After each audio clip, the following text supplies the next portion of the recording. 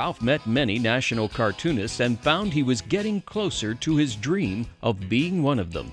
In the early 1980s, Ralph began developing a strip to present to Dick's Syndicate King Features. He was called Average Man because I had this brilliant idea. I thought, what a great play on words. He'll represent the average man. And so it's funny, the Syndicate liked everything about it, but they didn't like the title. I was getting these vibrations. They weren't going to buy it because they thought Average Man just had it sounded average to them, and they wanted something. So my editor called me and he says, I was riding the train from Connecticut to New York, and he says, you know, we got to come up with a decision.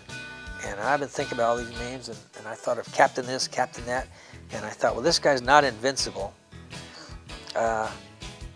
He's Vincible. He's Captain Vincible. What do you think? I said, that's the best thing I ever heard in my life, Bill. Let's run it up the flagpole. So, in fact, the first strips had already been printed with the A on the chest. And when the proof sheets came into the Herald Tribune, I had to very carefully, very tiny, put a V over where the A had been. Captain Vincible grew and was soon in hundreds of papers around the world. Returning to Sarasota and the Newtown community where he grew up, he discovered his idyllic world was undergoing significant change. Integration was bringing unforeseen challenges to the community. Henry knew he had to do something, but what? Then he realized God had given him musical gifts. He would use them to touch lives. And I found out a song could lift them and make them feel like they could do something again. On July 20th, 1969, the Community Gospel Choir of Sarasota made its debut. From that core group would become the West Coast Gospel Chorus of Florida. That was the only thing I was going to do because I was never returning to Sarasota.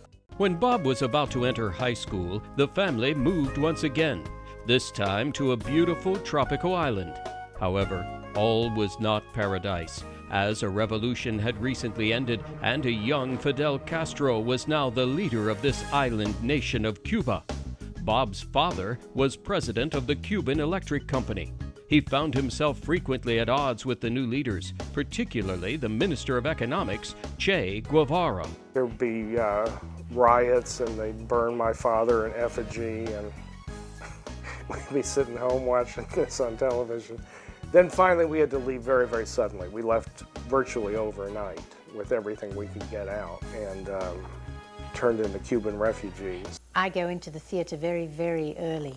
I like to be in the theater a couple of hours before the performance, before anyone else is there, set everything out. I would set my towel, my makeup, just so, the hairpins, and I had a whole rigmarole that I went through, from the hot shower, getting into my tights with a warm gown on, then doing my hair, the makeup. Then I would go and take one of the studios upstairs, turn the lights off, and I would do like a meditation and a floor bar on the floor, very slow exercises on the floor, and then I would be ready to join the company for the warm-up before they went into performance.